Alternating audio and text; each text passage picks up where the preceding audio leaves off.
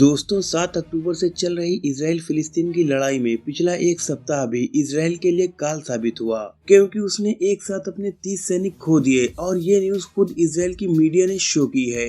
Israel जैसे छोटे देश के लिए जहां पहले से ही आबादी काफी कम है, जहां की मिलिट्री में सैनिकों की संख्या भी काफी कम है और इसे पूरा करने के लिए इजराइल अमेरिका के नागरिकों को भी अपनी सेना में शामिल करता है। इसके अलावा वो अपने हर एक नागरिक से कंपलसरी मिलिट्री सर्विस भी लेता है, तब जाकर कहीं वो अपनी सेना को मेंटेन रख पाता है। इससे आप अंदाजा लगा सकते हैं कि इजराइल के लिए एक सैनिक की मौत भी नॉर्मल देशों के 100-200 सैनिकों की मौत के बराबर रेशियो का नुकसान देती है। इजराइल की news agency times of Israel में छपी न्यूज के मुताबिक इन 30 मारे गए सैनिकों में 4 सीनियर कमांडर और कुछ ऑफिसर्स भी थे। ये सभी सैनिक उत्तरी गाजा में शी जाइया नाम के इलाके में जब घुसे तो वहां मौजूद फिलिस्तीन के मिलिटेंट्स ने उनके ऊपर फायरिंग शुरू कर दी, जिससे उन इजरायली सैनिकों की मौत हो गई। और इसी के साथ टाइम्स ऑफ इजराइल के मुताबिक इन 30 सैनिकों में 16 तो एयरफोर्स यूनिट का हिस्सा भी थे।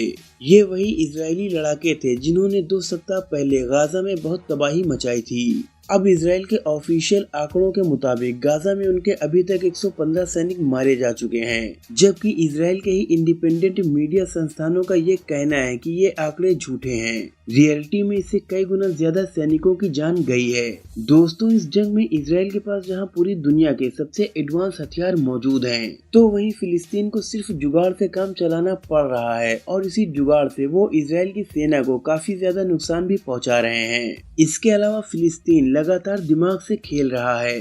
बता दें कि जहां इजराइल की सेना के टैंक्स या उनकी सेना का पूरा काफिला गुजरने वाला होता है, तो उनके आने से पहले ही फिलिस्तीन में तबाह हो चुके वो घर जो अब ढांचों में तब्दील हो चुके हैं, उनमें फिलिस्तीन सैनिक डायनामाइट बम को लगाकर छुपा देते हैं और वहां से भाग जाते हैं। अब जब जंग के दौरान इजराइल के सैनिक इन घरों में छिपने के लिए जाते हैं, तो इन घरों में मौजूद डायनामाइट बम को फिलिस्तीन के सैनिक ब्लास्ट कर देते हैं, जिसमें इजरायली सैनिक मारे जाते हैं।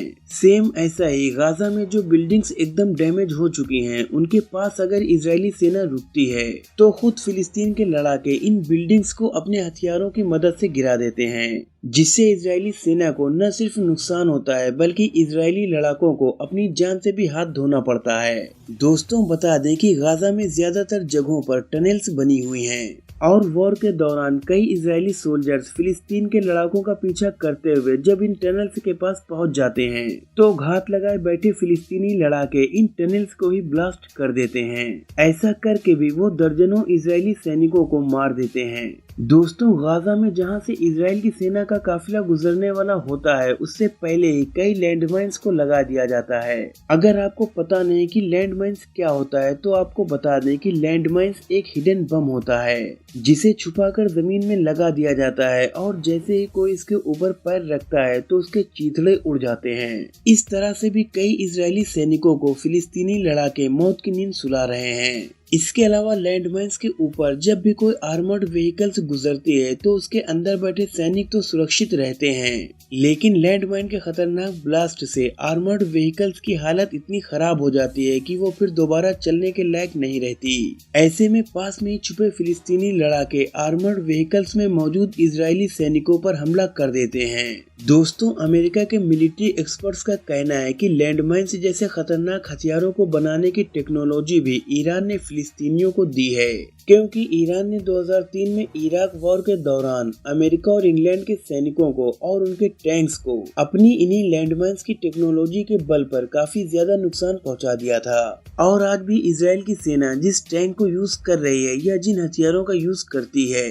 वो ज्यादातर हथियार या तो अमेरिका के होते हैं या फिर उनसे इंस्पायर होते हैं। इसीलिए ईरान की ये लैंडमाइंस इन पर काफी ज्यादा इफेक्टिव साबित हो रही और उन्हें काफी ज्यादा नुकसान पहुंचा रही है। ऐसा नुकसान कि आगे चलकर अपने सोल्जर्स की जान को बचाने के लिए इजराइल की गवर्नमेंट एक बार फिर सीज फायर के लिए या फिर पीछे हटने के लिए राजी हो जाए। अब दोस्तों, इजराइल की इंडिपेंडेंट मीडिया का क्या कहना है? जी हाँ दोस्तों, हर जगह इंडिपेंडेंट और दलाल दोनों तरह की मीडिया मौजूद होती है। तो इजराइल की जो इंडिपेंडेंट मीडिया है उसे ये बखूबी पता है कि इजराइल लगभग 2.5 महीने में इस जंग को नहीं जीत सका तो आगे वो कैसे जीत पाएगा। भले ही उसने गाजा में बहुत तबाही मचा दी हो, लेकिन उसे भी काफी ज्यादा नुकसान का सामना करना पड़ रहा है। लेकिन इजराइल के करप्ट पॉलिटिशियंस अपनी पार्टी और अपने आप को बढ़ावा देने के लिए और जनता का सपोर्ट हासिल करने के लिए बड़े बड़े दावे पेश कर रहे हैं। लेकिन इजराइल के एक इंडिपेंडेंट मीडिया संस्थान haaretz.com ने काफी कड़वी खबर छापी। उन्होंने लिखा कि इजराइल के नेता जो दावे कर रहे हैं उनको इजराइल की सेना पूरा नहीं कर सकती। यानी यहूदियों को पता चल गया है कि 40 किलोमीटर के गाजा में 1967 के बाद से आज तक वो कब्जा नहीं कर सके तो शायद आगे भी नहीं कर पाएंगे, क्योंकि अब इजराइल को 3 तरफ से दुश्मनों का सामना करना पड़ रहा है। उसके उत्तर में लेबनान की तरफ से उस पर हमला हो रहा है, दक्षिण पश्चिम से गाजा की तरफ से और रेड सी में यमन की तरफ से।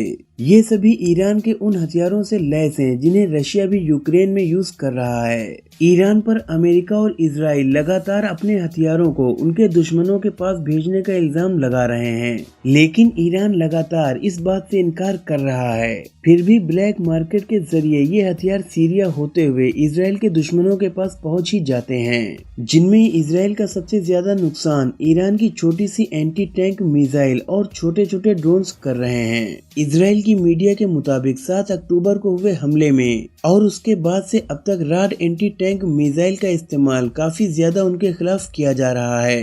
राड एक ईरानी वर्ड है जिसका मतलब होता है तूफान। इस एंटी टैंक मिसाइल को आज से काफी साल पहले 1988 में बनाया था और तब से लगातार ये इजराइल के खिलाफ काफी ज्यादा बार इस्तेमाल किया गया है, क्योंकि आज से काफी साल पहले साल 2006 में लेबनान वॉर हुआ था। तब भी इजराइल को इस एंटी टैंक मिसाइल से अपने कई टैंक्स गंवाने पड़ गए थे। ये गाइडेड सिस्टम के साथ 23 किलो की हो जाती है। ज्यादा भारी न होने की वजह से इसे सैनिक बिना किसी व्हीकल के भी लेकर मूव कर सकता है। इसे रशिया की माल युक्ता एंटी टैंक मिसाइल से इंस्पायर होकर बनाया गया है। 400 मीटर से लेकर 3 किलोमीटर दूर मौजूद टैंक्स को ये एंटी टैंक्स मिसाइल आराम से क्षतिग्रस्त कर सकता है। इसके अलावा ईरान के अबाबिल ड्रोन का यूज भी इस वार में काफी ज्यादा किया गया है। इस अनमैन्ड एरियल व्हीकल को ईरान की हेसा कंपनी बनाती है। इसे हिजबुल्लाह मीर साद नाम से यूज करते हैं और इसी का इस्तेमाल करके यमन के हुतीस ने कई इजरायली शिप्स और उसके सपोर्टर देशों के शिप्स को भी रेड सी में नुकसान पहुंचाया है। इस ड्रोन का यूज भी इजराइल के खिलाफ लेबनान वॉर में 2006 में भी किया गया था। ये ड्रोन 40 किलो का वॉरहेड लेकर 370 किलोमीटर पर आवर की मैक्सिमम स्पीड से 120 किलोमीटर की रेंज में दुश्मन पर हमला कर सकता है। इसकी लंबाई 9 फीट 5 इंच और पंखों का फैलाव 10 फीट 8 इंच होता है। इस ड्रोन को यमन के हुतीस कासिफ 1 नाम से यूज करते हैं। इन सभी हथियारों ने इजराइल को इतना ज्यादा नुकसान पहुंचाया है कि अब वहां की मीडिया भी ये कहने लगी है कि ये जंग इजराइल लगभग हार रहा है। दोस्तों, आपका इस बारे में क्या कहना है कमेंट में हमें जरूर बताइएगा। वीडियो पसंद आई हो तो इसे लाइक और शेयर कीजिए और आगे भी ऐसी ही नॉलेजफुल वीडियोस देखने के लिए हमारे चैनल को सब्सक्राइब करके बेल आइकन को जरूर प्रेस कर दीजिए। वीडियो को पूरा देखने के लिए आपका बहुत बहुत शुक्रिया।